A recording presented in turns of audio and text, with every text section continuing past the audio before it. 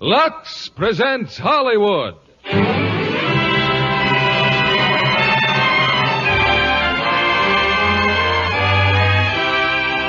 Lever Brothers Company, the makers of Lux Toilet Soap, bring you the Lux Radio Theater, starring Gregory Peck and Virginia Mayo in Captain Horatio Hornblower. Ladies and gentlemen, your producer, Mr. William Keighley.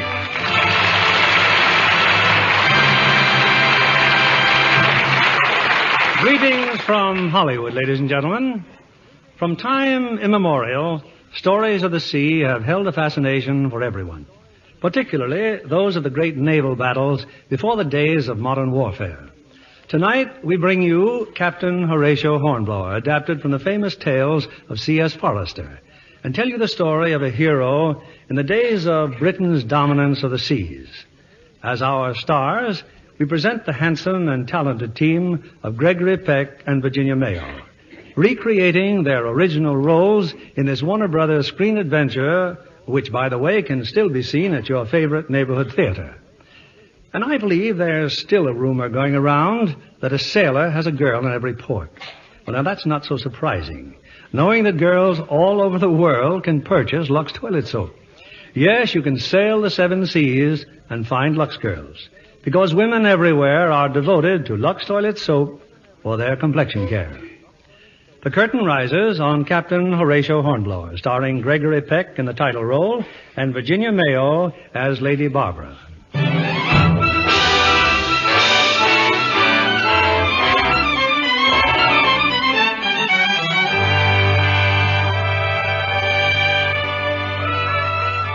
In the year 1807, a small ship of the Royal Navy, His Majesty's ship Lydia, set forth on a secret destination. With 5 million French and Spanish soldiers poised on the continent under Napoleon, nothing could save England from invasion except her 300 ships. But the Lydia was sailing far from Europe.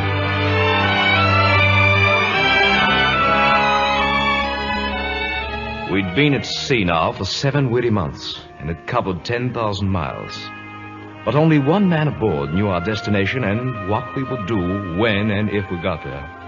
Captain Hornblower. Our stores of food and water were all but exhausted. The day came when I felt duty-bound to speak up. I think I know what you've come to tell me, Mr. Bush. There are 39 men sick and off duty. Scurvy. Yes, sir. And 8 dead. 9 dead, Mr. Bush. Hazlitt died a few moments ago. Hazlitt? I didn't know, sir. He was a good topman. Forgive me, sir, but we've got to put ashore for food and fresh water. The Lydia will stay at sea until we reach our destination. Sir, I don't know what our mission is. All I know is that 3 more days of this, I can't answer for the life of anyone aboard. Mr. Bush, you may tell all hands that we'll reach our destination within 2 days. Captain? It will be identified by a fortress on a hill overlooking a large bay. I'll tell him at once. I'll be obliged if you'll hand me the ship's log. Yes, sir. Here it is, sir. That is all, Mr. Bush. Thank you.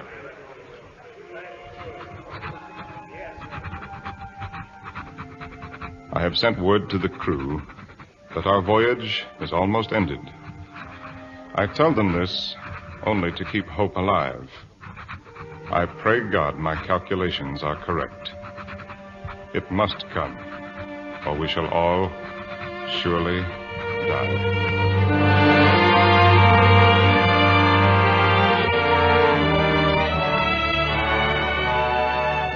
That next day, just before dark, the miracle occurred. A sight that brought every man on deck, cheering like lunatics.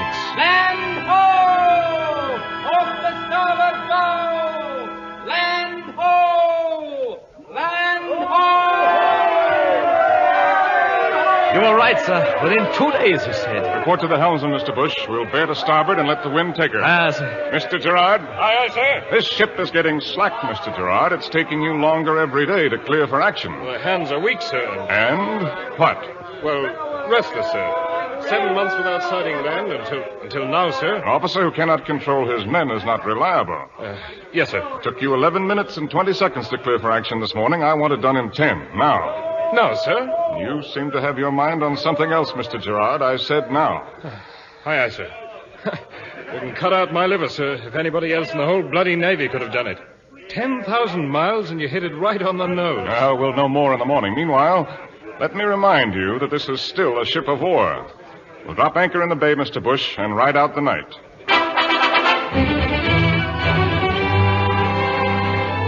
Through the mists of the following morning, we saw the fortress, testifying to the incredible navigation of Captain Hornblower. We'd been sighted from the shore. 12 men in a longboat were rowing out to us.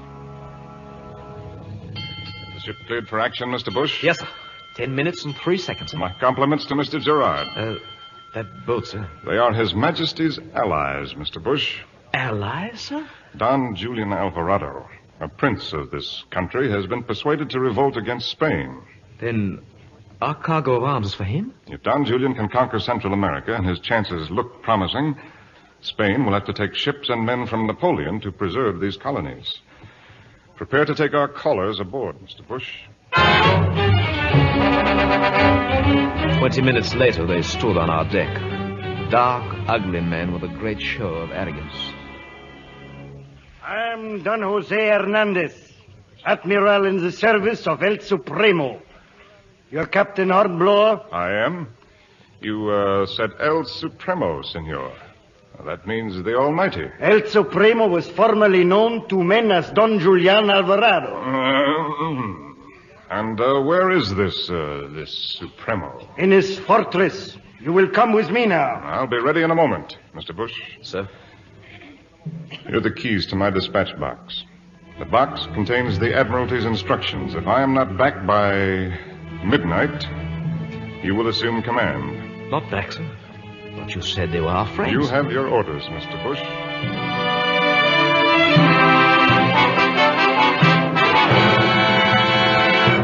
The English Captain El Supremo. So, you are Hornblower. Yes, senor. King George of England charges me with messages of his friendship. I am not interested in the words of a mere king. Have you brought me the guns and powder for my conquest of the Americas? 1,000 muskets, 1,000,000 rounds of ammunition, and cannon for your fort, senor. Human beings do not address me as senor. Make arrangements with Admiral Hernandez for landing your cargo. I will hand over nothing until my ship is reprovisioned. I have given you an order. Outside this fort, you saw the bodies of 50 men hanging by their feet. They, too, disobeyed me. If I am not back aboard my ship within 1 hour, she will train her guns on this fort and reduce it to rubble. With you here? No, I think not. That is my order. Such earthly matters are beneath me. We are allies. What are your needs? I have a written list of everything I want, but not one musket until our needs have been filled. Take it, Hernandez. Start now. When you have landed my weapons, I will move first to San Salvador and burn it. Perhaps you will accompany us. No, my orders are to blockade Panama. It is your loss. A burning city is a magnificent sight. El Supremo! El Supremo! You dare to enter without knocking? What El Supremo is most important. Another ship has been sighted from the South Supremo, the Natividad. You are in luck, Capitan. A visitor from Panama. Oh, an ally? I hardly think so. 3 months ago, the Spanish viceroy sent a diplomat. He warned me to curb my political ambitions. In answer, I sent part of him back to Panama.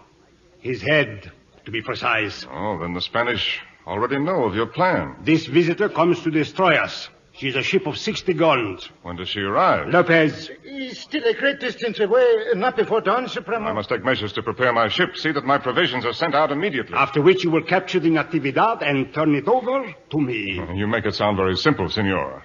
Any ship I capture belongs to my king. Your king does not wish to offend me. You were told to aid me in my conquest of the Americas. Cannot surrender a British prize without authority from the Admiralty. With 2 ships, we could crush all of Central America. Take the Englishman back to his ship. Consider carefully, Captain Hornblower. My friend, my ally. But a ship of 60 guns, sir? If she finds us here at anchor... We're in the lee of a great point of land, Mr. Bush. Now, here in this bay will not be sighted. Send your best lookout ashore. Station him at the top of the hill. He can keep us informed of the Spaniards' whereabouts. Meanwhile, we'll take on provisions and discharge our cargo. If those are your orders... I have very little choice, Mr. Bush. We are without food. In our rear is a Spanish man of war. Before us is a fortress with 100 cannon, commanded by a madman. We'll remain where we are and take our chances. With the coming of darkness, our lookout signaled his last message from the shore. the Natividad had dropped anchor. She'd risk no battle with the fortress, not at night and in strange waters. A moment later, the officers of the Lydia were summoned to Captain Hornblower's cabin. Come in, gentlemen, come in. We'll have supper and then a game of whist, eh? Supper, sir? Yes, beef, Mr. Gerard. Compliments of El Supremo. Did you say whist, sir? Well, I'm prepared to lose, gentlemen. I've already won a bigger gamble. The Natividad has decided to drop anchor. It was my one hope. You mean we're leaving, sir? Slipping out in the dark? I mean that we now have a chance to capture the Natividad without a battle, without firing a cannon. The Spaniard has no knowledge of our presence here. Now, shortly after midnight, when the tide's in our favor, we'll lower our boats and attempt to take her by surprise. Now, Mr. Polwheel. Aye, sir. While their mouths are still gaping, suppose we feed them some dinner.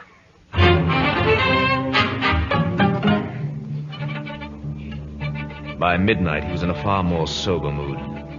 Again and again, we rehearsed every step of the surprise attack. And then, with oars muffled, we rowed through the darkness. The fight was brief. In a matter of minutes, the Natividad was ours. All hands accounted for, sir. 6 wounded, none dead. Very good, Mr. Bush. Tell Mr. Longley to take the wounded back to the Lydia. Aye, sir. You are captain of this ship, senor? I am. You may retain your sword. Mr. Gerard, you will remove this gentleman and his officers to the Lydia and put them in irons. But we have surrendered, senor. There are articles of war. Tomorrow morning, Don Julian Alvarado will be coming aboard this ship. If he so much as sees an officer, he'll have you all killed. And those are his articles of war. Stand by, Mr. Bush. I want to look at this ship. She's a beauty, sir. Worth at least 120,000 guineas. It gives every man in the crew 50 guineas prize money. Natividad is not a prize ship. I beg your pardon, sir. She's to be used by our ally, Don Julian. You're giving her away. But, sir, your own share had come to at least 10,000. I asked for no figures. But, sir, you said yourself that Don Julian's man. I alone will have to answer to the Admiralty for this decision. Now get your party together and we'll go below.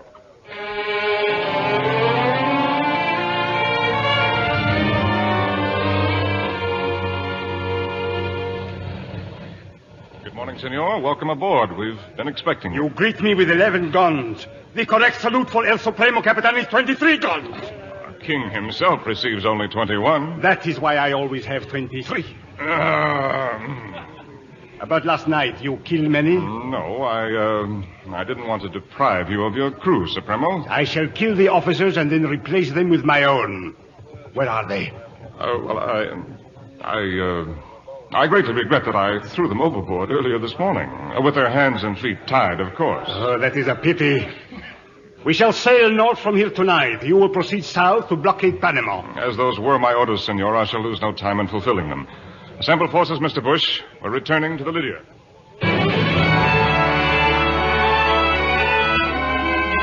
Both ships cleared the bay that night. Our crew was angry. They'd lost their prize money given away by their captain to an insane killer. We were still grumbling about it 5 days later when we picked up a small lugger flying the Spanish colors and a white flag. Among those aboard were 2 women and a colonel named Intensa. Thank heaven we found you in time, Capitan Hornblower. I should still like to know why you're carrying a white flag. Capitan Hornblower, I welcome you as the new ally of Spain. Ally? For a month now, your country and mine have been brothers in arms against Napoleon. Oh, perhaps you think my news is too good to be true, huh? Here, then, senor, a letter from your own Admiralty. A letter? Thank you. As you will see for yourself, senor, Napoleon kidnapped our king and put his own brother on the throne of Spain. Our government in exile immediately concluded an alliance with Great Britain. I sought you out immediately. So easily you might have fallen afoul of our warship, the Natividad. It, so happens, sir, that last week we did encounter the Natividad. Madre de Dios. And captured her. Senor, surely you are joking. Mr. Longley? Aye, sir? You will take Colonel Intensa below. I think he'd like a word or two with the captain of the Natividad. And now may I be allowed to say something? My name is Wellesley, Captain. Lady Barbara Wellesley. What? Wellesley? What? You're not related to the Duke of Wellington? He's my brother. But you, ma'am, on a On a Spanish lugger? There's yellow fever in Panama. When Colonel Intenza set out in search of you, he was kind enough to allow me to go with him. Oh, but in the name of all common sense, ma'am, why? Because I require passage to England for myself and my maid. Aboard the Lydia? What other British ship is in these waters, sir? Do you suggest we swim home? I suggest that your ladyship get back aboard that lugger, that you cross the isthmus and embark on a ship which has frills and fancies enough for women passengers. Captain Hornblower, last week 1,000 people died in Panama of yellow fever. Oh, may I ask why you were there in the first place? Because the British packet I was sailing on was captured by the Spaniards. And I must say I was treated by the enemy with more courtesy than I have so far received from the captain of His Majesty's ship Lydia. Exactly. Capitan Hornblower, it cannot be true. The Natividad, you gave her to the rebel, to Alvarado? I did exactly that, senor. But you already wore our ally. Do you realize what you have done? We have no other ship of war in the Pacific. They will burn our ports, bombard our cities. Yes, I am well aware of the situation. Your ladyship, this removes any possibility of your remaining aboard. Indeed. I have no choice but to pursue the Natividad. We'll be engaging a ship twice our size. If we're defeated, you'll be in the hands of a butchering maniac. And if I return to Panama, I'll probably die of the fever. Since there's a good chance of death in either case, I must insist on making the choice myself. But you don't seem to But, Mr. Gerard, Lady Wellesley will be moving into my cabin. I must ask you to return to your lugger at once, Colonel. Mr. Bush? Yes, sir. Get this ship underway. I want every stitch of canvas she'll carry. I hope I'll not be disturbing the ship's routine, Mr. Gerard. Oh, no, not in the least, ma'am. I'm afraid your captain thinks otherwise. He's got a lot on his mind, ma'am. If he doesn't retake the Natividad, he's in for serious trouble. Surely it isn't his fault that Spain changed sides in the war. I'm afraid the Admiralty won't stop to consider that, ma'am. You're fond of the captain, aren't you? Ma'am, he's the best officer in the service. He's a better sailor than Mr. Bush, a better gunner than Mr. Longley, and when it comes to navigation, ma'am, I don't hold a candle to him. Begging your pardon, ma'am, and that's not all. He's as gentle and warm-hearted as any man who's ever... Mr. Gerard! Gentle and warm-hearted. I see what you mean. How will? Excuse me, ma'am. Mr. Bush! I'll have you remind everyone aboard that this is still a ship of war. Now, clear away!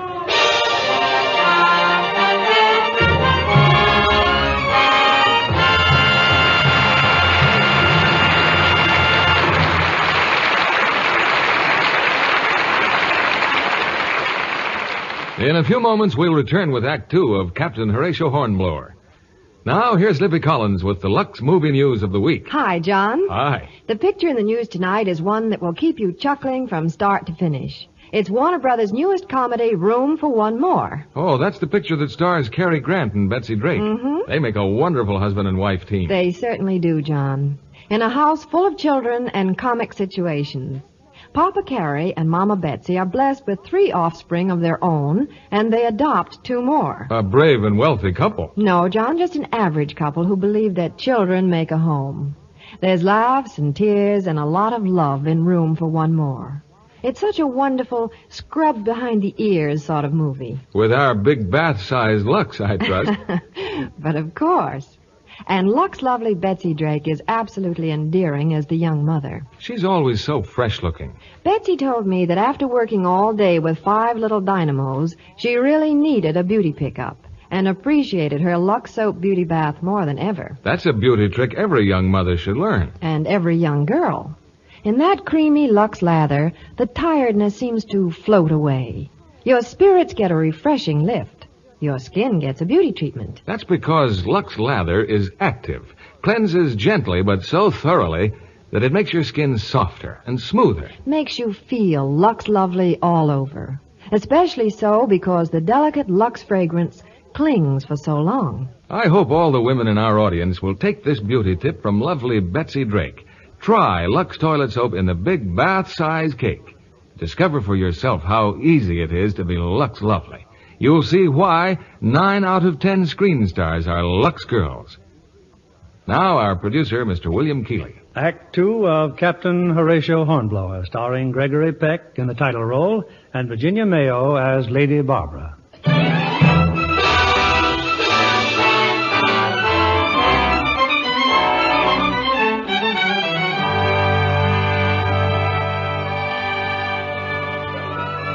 Our course was now southerly, in pursuit of the Natividad.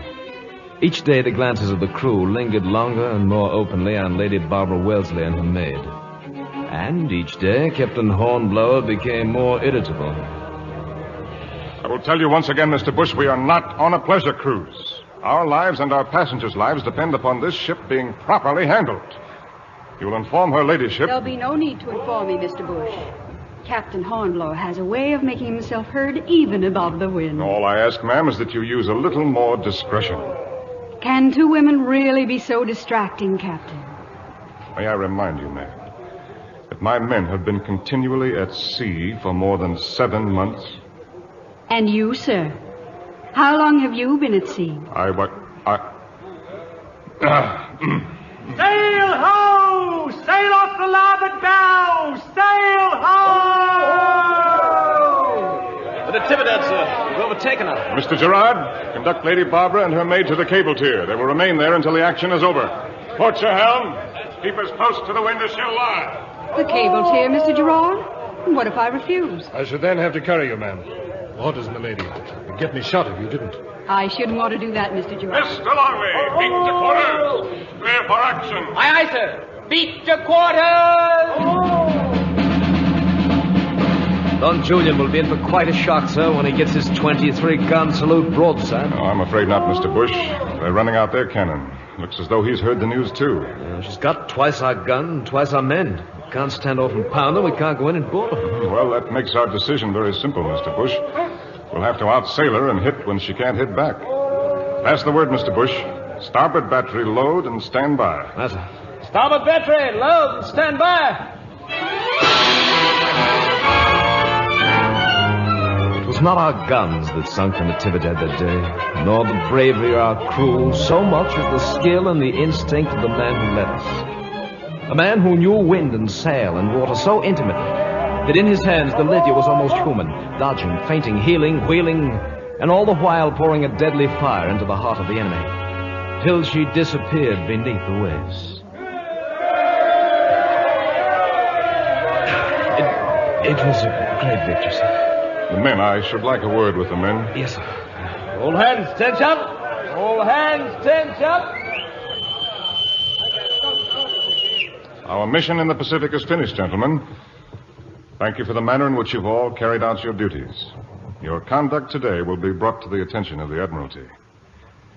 You had a right to hope for prize money. In that regard, I've failed you. You'll find us another prize, sir. It's a big ocean. Well, there's little left that I can offer you except my gratitude and a double ration of rum all round. Dismissed. Mr. Gerard? Sir? I've told you I wanted decks cleared for action in 10 minutes. You did it in 8. I'm much obliged. Thank you, sir. Well, she's a sorry-looking ship, Mr. Gerard. Give us a couple of weeks, sir. She'll be as good as new again. Oh, clear the wreckage as quickly as you can. How many dead, Mr. Bush? It'll be close to 20, sir. 20 dead. Well, I'll go below and see the wounded. Yes, sir. Oh, who's with them? McCrae, sir. Bush again. And her ladyship, sir.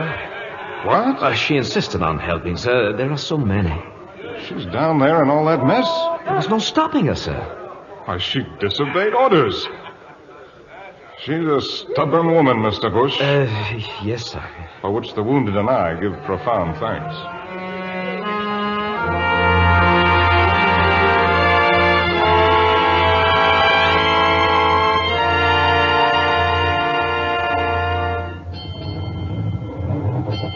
Good afternoon, Lady Wellesley. Good afternoon, Captain. I haven't had the opportunity yet to properly thank you for everything you did for the men. You were very busy that day. You don't have to thank me. You're trembling. Have you a chill, Your Ladyship? It's just the strain of the past week. Well, I don't wonder. What you saw was never meant for woman's eyes. But I did see, Captain. And I know there's not another officer in the Navy who could have done what you've done on this voyage. I'm glad you think so, Your Ladyship. My maid. Please, if you would call my maid. Your Ladyship. Oh, I'm afraid I'm ill, Captain. I'm afraid Mr. Bush, Mr. Longley, Her Ladyship, give me a hand.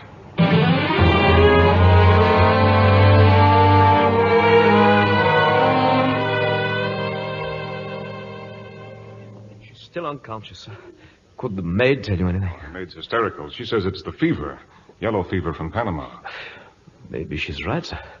And our surgeon dead. Bring me the medical books from the sick bay and more blankets. But don't come in. Just push them inside the door. If it's yellow fever, this cabin will have to be quarantined. What else could it be, sir? I don't know, but swamp fever and yellow fever have the same symptoms in the beginning. When will you know? Well, if it's swamp fever, her temperature will break in 72 hours. If it's yellow fever, well, just bring me those books, Mr. Bush.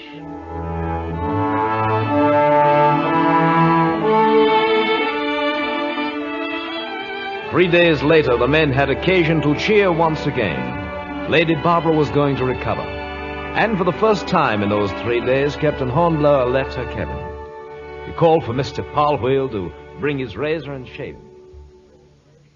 You've got a happy ship again, Captain, sir. The men are that fond of her ladyship, sir. To say nothing of the black mark there'd be against us if anything happened to the Duke of Wellington's sister. It wouldn't set so well with Mucho Pomposo either, sir. Mucho Pomposo? Oh, I beg your pardon, sir. I meant Admiral Leighton, the man she's going to marry, sir. Marry? Well, who told you that, Mr. Polwheel? Her ladyship's maid, sir. They're to be married as soon as she gets back to England. Will that be all, sir? Yes, that's all, Polwheel. Thank you. Please sit down, Captain. I just stopped by to see how you're feeling this morning. Much better, thanks to my doctor. I did no more than read a medical book, your ladyship. And go without sleep for 72 hours. Yes, I know. Mr. Polwheel told me. Now, Mr. Polwheel might have added that that's not at all unusual for a sailor, your ladyship. I do wish you'd call me Lady Barbara instead of your ladyship. And if you wish, ma'am, thank you. Of course, if Lady Barbara doesn't come easily to you and you wish to attract my attention, you can always say, You know, you're very observant. No one's ever noticed that before. No one, I'm sure, except every man aboard the ship. When should we reach England, Captain? In the spring, Lady Barbara.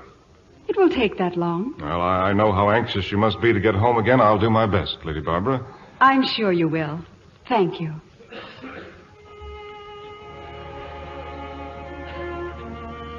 A few nights later, I saw them together. They were standing at the rail, looking out across the sea toward England. How beautiful the stars are tonight. It's as though we were sailing the heavens instead of the sea. Well, in a way we are. We steer from star to star rather than from land to land. You never forget you're the captain of a ship, do you? No. The ship's captain cannot afford to forget. On a night like this, I can forget everything. Who I am, where I come from, where I'm going. I only know that the Lydia's sailing on and on into space. There is no other world, and this voyage will never end. It will end sooner than I thought. Is that what you really want? A quick passage? It's getting late. There'll soon be a chill in the air. These tropical nights are deceptive. I don't want a quick passage. I don't want this voyage to end. How much longer are we going to pretend? Barbara... You must know I love you. Why do you fight against it? I'm married, Lady Barbara. Married? Oh, you'll forgive me. I've made a terrible mistake. I'm deeply ashamed. No, wait. No, please. Let me go. Stay here and speed your ship homeward.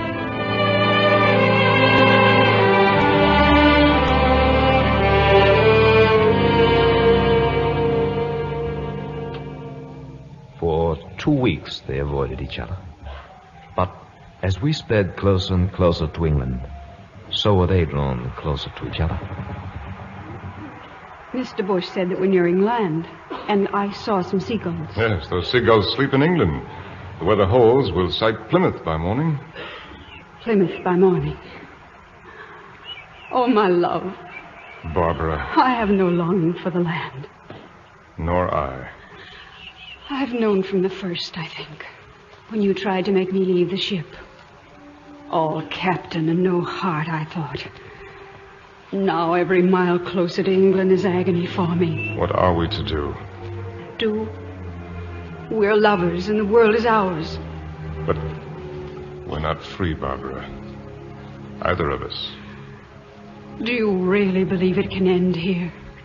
In this one moment? It must. I see. It isn't easy for me to say. Please, try to understand. Good night, Captain Hornblower. Good night, Lady Barbara.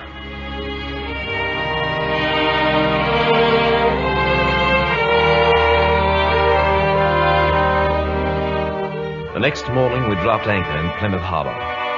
An honor was waiting our ship. The first from shore to board her was an admiral, Sir Rodney Layton. Captain Hornblower, at your service, sir. Lady Wellesley is aboard, is she not?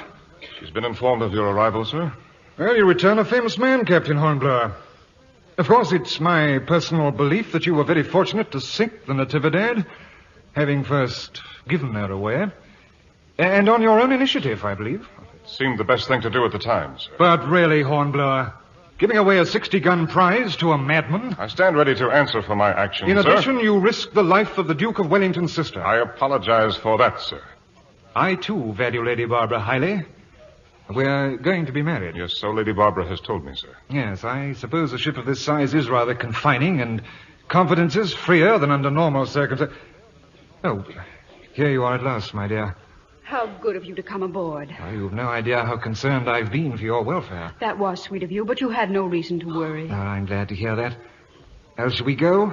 Your family awaits you impatiently in London. Yes, of course.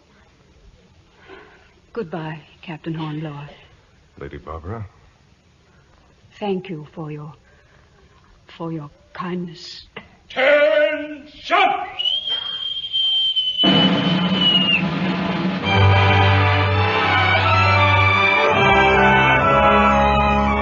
This was the end of our voyage. That night, Captain Hornblower entered his home for the first time in more than a year. But the wife he'd come back to was gone.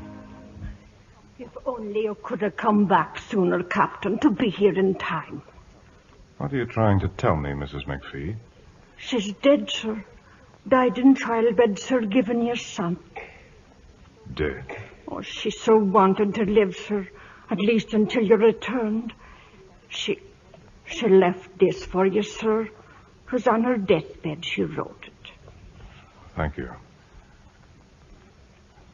Where is the child? In here, sir. He's sleeping, sir.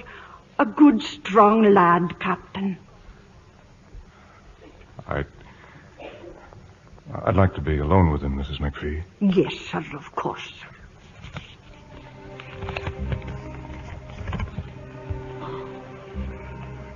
Not knowing where you are, I cannot send these last words to you. But I pray you will come back to read them. Do not forget me completely when I'm gone. Though we've been married for 15 years, in all that time, we were together for only 15 months. One Christmas, 2 birthdays. But I am not sorry for the years. I know you have not loved me deeply, but I have loved you more for never betraying it to me. Maybe you have saved your love for our son.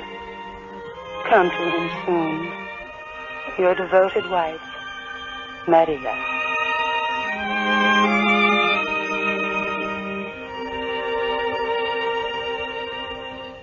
Several days later, I met Captain Hornblower at the Admiralty in London. It was there that I learned of his wife's death, of his son, and of his well-deserved promotion. He was now to command a ship of 74 guns. She'd been captured from the French and renamed the Sutherland. We've been assigned to Admiral Layton's squadron, Mr. Bush. Layton, sir. Then he's back from his honeymoon. Lord Hood believes that Napoleon has bitten off more than he can chew in the Spanish peninsula. The Duke of Wellington has an excellent chance to defeat him if the Navy can maintain the blockade. Our orders are that not a single French ship must sail. And when do we sail, sir? Well, I should know that shortly. All captains are reporting now to Admiral Layton. If you can meet me... Captain Hornblower. Oh, Lady Barbara. I'm at the Stanley Arms, sir. It's not far off. Thank you, Bush. I hoped we would meet. I wanted to tell you how sorry I was about the news you had at home. Thank you, Lady Barbara. I hear you have a son. Yes. He's a boy to be proud of. I'm sure he is. Well, I must take my leave now. I wish you every happiness. Thank you. Goodbye, Horatio. Goodbye, Barbara.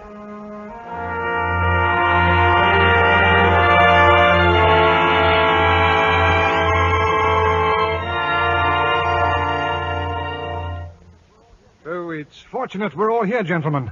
Some startling news has just arrived. Under cover of a thick fog, 4 of Napoleon's ships have broken out of our blockade at Brest. We must be after them at once. Any idea what course they took, sir? The only place they could go is to the Mediterranean. Now, if you all look at the map, we should intercept them about here. 4 against 4. The outcome is obvious. You don't agree, Captain Hornblower? May I ask you where else they would go? Well, I submit, sir, here, to the north of Spain. Nonsense. Why should they? Napoleon's army has already been pushed deep into Spain by the Duke of Wellington. Well, then, if I were Napoleon, sir, I'd consider it a good idea to make a thrust from the northeast and come up behind the Duke. And supply them by sea. Better than hauling over the Pyrenees Mountains. The French would never risk 4 ships on such a wild gamble. Does Napoleon care about ships, sir?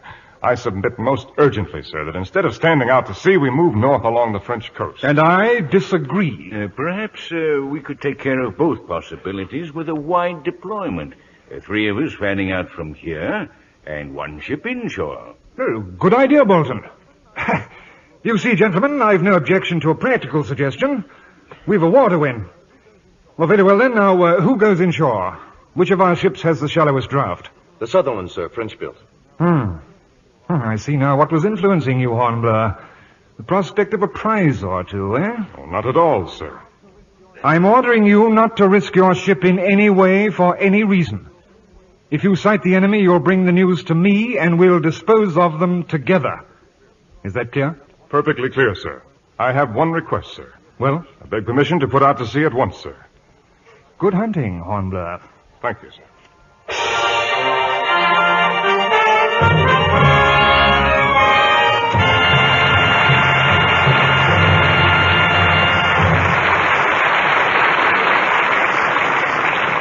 We'll be back with Act 3 of Captain Horatio Hornblower in a few moments. But first, my guest for tonight, Miss Virginia Gibson. You know, she's one of the busiest young players on the Warner Brothers lot. Thank you, Mr. Keeley. Now, blush prettily, Virginia, while I tell our audience. You know, Miss Gibson has that devastating combination. Red hair, blue eyes, and a Lux lovely complexion. You do have me blushing and looking for a quick change of subject, like the rumor that's all over Hollywood. About becoming Academy Awards. Rumor has it that the Warner Brothers presentation, A Streetcar Named Desire, will be a top contender for the year's Best Picture. Well, the New York film critics voted it the best English language picture, with awards for the director, Elia Kazan. And for Vivian Leigh in her role opposite Marlon Brando. Now, if Mr. Kazan and Miss Leigh win Oscars from the Academy... Which they're likely to. For in A Streetcar Named Desire, Vivian Leigh proves once more she's a great actress. And a beautiful actress. Oh, just to look at her complexion makes me more devoted than ever to my Lux soap facial. It's easy to see that you're a Lux girl, Virginia. That almost goes for granted in Hollywood. I don't need to tell you that Lux toilet soap is Hollywood's favorite beauty care. With good reason. Screen stars know that daily Lux facials make skin softer, smoother, really Lux lovely. And they're so easy. You simply cream in the rich, active lather for gentle, thorough cleansing. Then rinse with warm water and splash with cold. You can see right away, John, that your skin looks really lovelier. So soft and fresh. Thank you, Virginia Gibson. Why don't you try Hollywood Beauty Care daily Lux soap facials? You'll see you can be Lux lovely. Remember, 9 out of 10 screen stars use Lux. We pause now for station identification. This is the CBS Radio Network.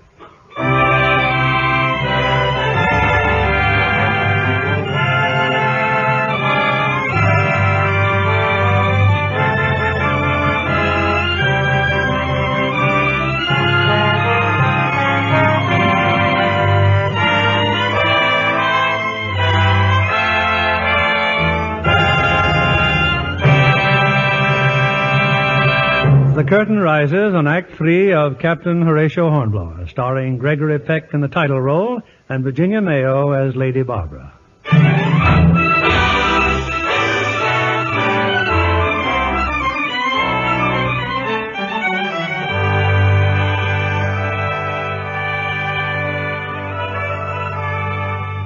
We were bound now for the Spanish coast in search of the 4 French warships, and under strictest orders not to engage them without Admiral Layton. We'd been at sea less than 24 hours when we sighted a French brig. For some amazing reason, she made no attempt to run away. She must think we're French, sir. Oh, we can hardly blame her, Mr. Longley, considering we're French-built. It's her signal flags that puzzle me. Just 2 letters, sir, M and B. They're not in the code. Well, she'll start running fast enough if we don't answer. We'll port helm, Mr. Bush, and put one across her bow. Aye, sir. Port your helm. Fire when ready, Mr. Gerard. Ready now, sir. Steady! Fire! She's lowering her flag, sir. Take a boat and board her, Mr. Bush. Bring her under our lee, and then I'd like a word with her captain. Lively now, we may just be wasting time.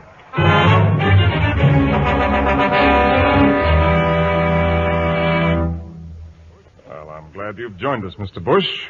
I'm having a little difficulty with our captain here. Oh, shall I flog it out of him, sir? No, I don't enjoy brutality, Mr. Bush. Just take him up on deck, chop off his head, and give his body to the cook. No, Capitan. No. I tell you what you want to know. Well, then perhaps you'll tell us what that signal means, that MV. It is French recognition signal. Well, that may be very useful, Mr. Bush. Tell off a prize crew to sail the brig back to England. Brig and cargo ought to be worth 2,000 pounds, sir. What is the cargo? 40 tons of powder, sir. 100 casks of beef, 1,000 bushel of oats. 1,000 bushels of... You know what that means? A lot of horses, I'd say, sir. And horses mean cavalry. You, where were you bound? Come on, man, or I'll guillotine you here and now. Where were you bound? La Teste, Captain. The port of La Teste. There's no army near La Teste. You were going to transfer your cargo to 4 French ships, the ones that escaped from Brest, for an attack on Wellington in Spain. Oui, this, sir, Captain. 4 warships. Mr. Bush, cram on all sail and set a course for La Teste. Are we going in alone, sir, without advising the Admiral? Oh, we've no time. I'd rather be court-martialed and let those ships get away again. You can send the French brig to look for Layton's squadron. Yes, sir. And tell the sailmaker to make me a French flag. We stood off La Teste by early morning. A heavy fog hung like a curtain over the harbor. But if it shut the enemy from our sight, we too were protected. We're going in through the fog, Mr. Bush. Sun's coming out. By the time they're in range, that fog will be gone. Let's hope the French flag fools them, sir. We'll know soon enough. Keep the gun ports closed and the crew out of sight. Aye, sir. Beat to quarters! Beat to quarters!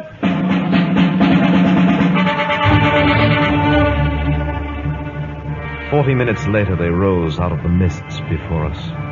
4 gray ghosts side by side in the harbor. Slowly, steadily, we closed in. There's a magnificent sight, Mr. Bush. We'll load with chain shot. I want those 4 Frenchmen dismasted. Aye, sir. You've hoisted the pennants, Mr. Gerard? Yes, sir. MV. I believe we fooled them, sir. We'll close to point-blank range and take them in succession.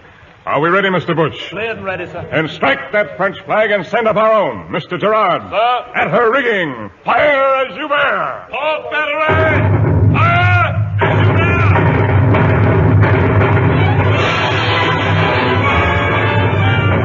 I think that even the least of our crew felt that we were destined for destruction. Yet not the least of them but thrilled at the sight before us. For this was something that most men under sail see only in their dreams. 4 enemy ships helplessly entrapped, our guns pounding them to pieces. But our fire did not go unanswered. From stem to stern, we took their full fury. Keep firing, men! Give them another broadside! Mr. Carter reports the pumps are gone, sir. We can't stay afloat much longer. Get back to your post, Mr. Quist. Mr. Bush! Mr. Bush! Mr. Bush is wounded, sir. His leg, and they just hit our port side battery. We'll fire forward, sir! Get your company together, Mr. Longley. Aye, sir. Tie the wounded to anything that will float. Get them into the water. Quist, Saunders, give a hand there with Mr. Bush. Lash him well to a grating. Mr. Gerard. Yes, sir. Train one of your guns into the hold. Scoot around forward. If our ship's going to sink, we'll sink her where she'll do some good. Here in their channel. Standing by, sir. Ready to fire. That's the word, abandon ship. Abandon ship. I'll wait, sir, and fire the charge. You'll obey orders, Mr. Gerard, and go over the side. I still know how to pull a lanyard. Very good, sir. Abandon ship. All hands abandon ship.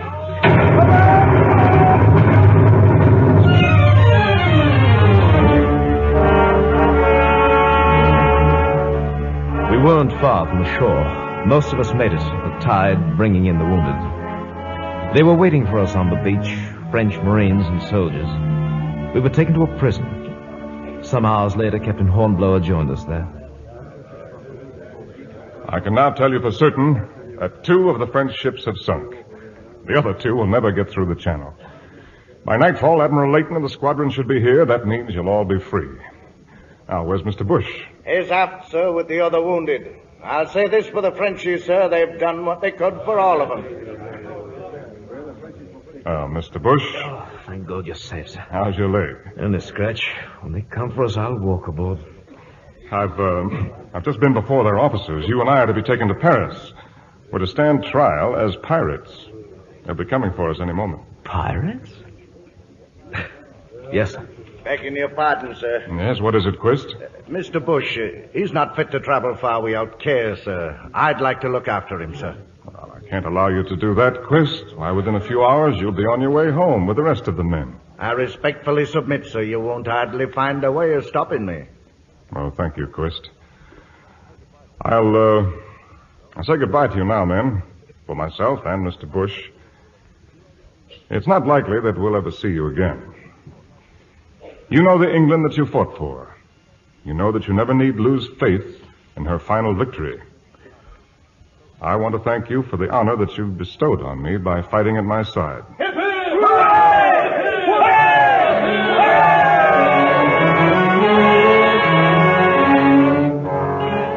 The coach was waiting for us outside the prison. The colonel in charge and men on horses. There was a great haste to get us underway. Bush, how do you feel? Oh, it's not my leg that's worrying us. It's knowing that you won't even try to make a break as long as I'm here. I'm afraid he's delirious, Quist. He's talking sense, sir. There's just their colonel and the 4 men. I'll stick with Mr. Bush. No, it's all or none of us. Now, that's going to be a long journey. Suppose we all try to get some sleep. Sometime later, I became aware that we'd stopped. Quist was climbing back into the coach, and outside I could hear the French officer shouting at his men. Montez, montez! En voiture vite! Avant cocher! Oh, what was wrong, Quist? I'm afraid I dozed off. Something wrong with their starboard wheel, sir. They didn't want to get their delicate hands dirty. No, it's dark out here. Aye, sir, and storming, too. You've been sleeping, sir. Are you all right, Bush? All I needed was a little rest. Just the same, Captain. I think we'd better keep a tight hold on him for a bit. That coach wheel. I made a terrible job of fixing it, sir. Ought to be flogged for it. How bad a job, Quist? First good bump we hit, she's coming off. It'll be then or never, sir. It happened a few moments later. I remember the crash as the coach overturned, the screaming of the horses, the shouts of the Frenchmen. I must have struck my head, for to this day I do not know exactly what did happen. When my senses returned, we were lying in some bushes next to a river. Quist, look. He's coming around. How'd I get here? Begging your pardon, sir. I carried you. Oh, Quist. Sir, how bad is it? And how's the leg? Forgotten all about that. How did we get away? Well, when the wheel snapped, the horses broke their lines. That and the storm, some deplorable shooting, and here we are. And where might that be, sir? Now, this river is probably a tributary of the Loire. If we continue, we should eventually reach the port of Nantes. And after that, sir? Well, beyond that is the sea. Meanwhile, we'll need clothes for disguise and a boat to take us down the river. I never meant to tell you, sir, but before I joined the Navy, I served a term for theft. With your permission, sir, I'll do some reconnoitering. Well, be back before daylight, Quist. I will, sir, and I'll be coming back by boat.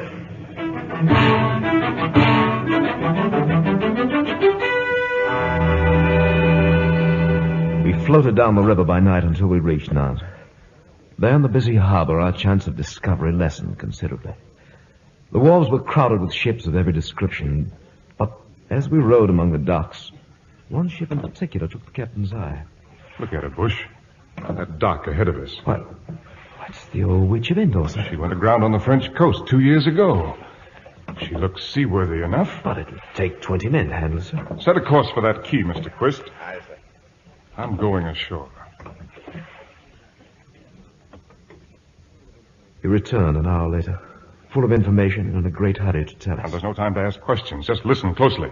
They're using the Witch of Endor to ferry supplies from here to San Lazar. She's waiting to unload now. There's only an anchor watch aboard, 2 hands and a master's mate. 3 of them, sir, and 3 of us.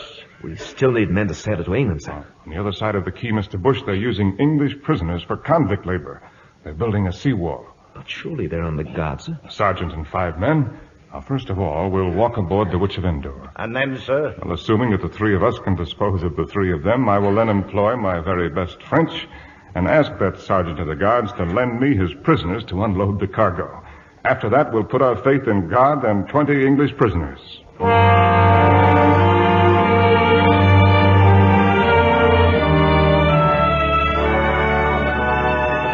I have often wondered since what went on in the minds of the lookouts on the shores of Plymouth when first they saw the Witch of Endor butting through the English Channel, full sails aloft, our signal flags cracking in the wind. Take your glass, Mr. Garvin, and look at those flags. She's asking permission to come into port. The Witch of Endor? Captain Horatio Hornblower? It's a trick of some kind. Get on the telegraph. Signal the naval station. There's time for that. But if your eyesight's good and I'm sober, there's a dead man approaching England in a lost ship. It is the witch. I'd know that old girl's beakhead anywhere. Here, let me at the telegraph. Oh, blimey. Wait till those cockheads in town hear this. Lord Hood, sir. The message from the harbor lookout has just been confirmed, sir. It's the Witch of Endor, sir. Witch of Endor? Is everyone in Plymouth drunk, Woodford? They've confirmed Hornblower, too, sir, in private code. All Plymouth's wild with excitement, sir. Plymouth? If it really is Hornblower, all England will go wild. Well, why are you standing about, man? Meet him when he lands. Bring him here.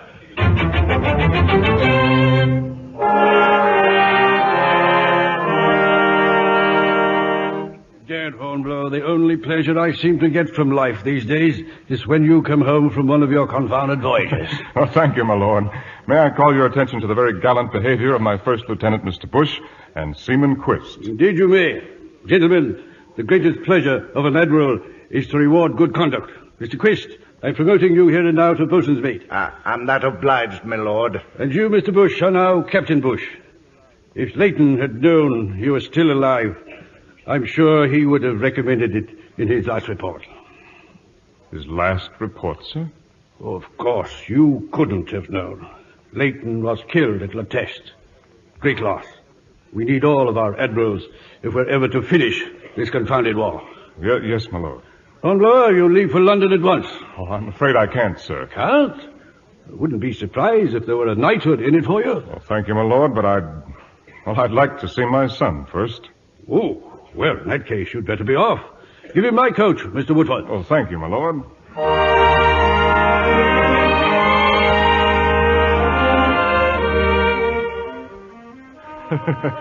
Well, look at him, Mrs. McPhee. He's grown so. I'd scarcely know my own son. He's grown with pride of you, sir, as have we all. And he's so... Begging your pardon, Captain, but she's waiting, sir, her ladyship. Don't you even see her? See her? Who? Where?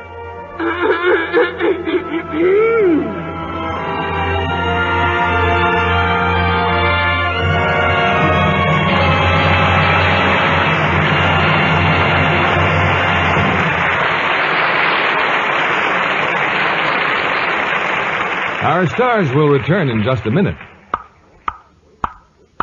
Walking, walking, waiting, waiting, dancing, dancing, dating, dating. Everywhere a lady goes, it's hard on stockings, hard on hose.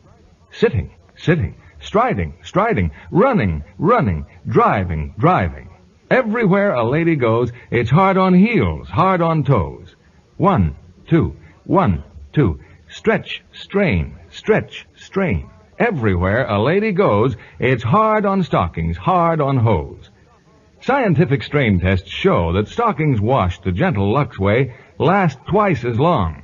That's why 90% of the manufacturers of nylons recommend Lux Care. So start the Lux Flakes habit this very night. Remember, Lux Flakes gives you double the stocking wear. It's like getting an extra pair with every pair you buy. Extra pair. Lux Care. Double wear. Lux Care. Lux. Lux. Lux. Lux. And now here's Mr. Keeley with our stars. And we want to invite them forward for a well-deserved curtain call. Gregory Peck and Virginia Mayo.